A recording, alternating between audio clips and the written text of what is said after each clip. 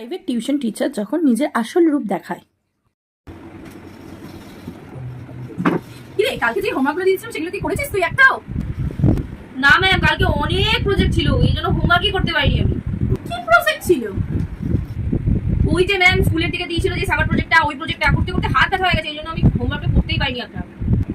ও অনেক প্রজেক্ট না, অনেক লেখা ছিল না সেই প্রজেক্টগুলো? অনেক ছিল, অনেক। ও আচ্ছা আচ্ছা আচ্ছা, বুঝেছি। ও জানিস, তোকে একটা কথা বলতে ভুলেই গেছিলাম আমি। ওই যে কালকে দিদির মানে যে কাকিমাটা এসেছিলেন, কালকের এপিসোডটা যে আমার জীবনে এত কষ্টের কথা বলে আমি কি বলবো, এখনো আমার মনটা ওনার কথা শুনে খারাপ হয়ে রয়েছে। যে কালকে ওনার জীবনের কিছু এমন কষ্টের কথা না সত্যি শুনে চোখের নিজের চোখের জল আমি ধরে রাখতে পারিনি রে। কি বলবো আর বল। আরো কালকে খুব খারাপ লেগেছিল ওই এপিসোডটাকে দেখে। আপনিও চোখে জল আটকাতে পারেনি, আমিও চোখে জল আটকাতে পারিনি, আমার খুব খারাপ লেগেছে। ওই মেয়ে, এই তুই প্রজেক্ট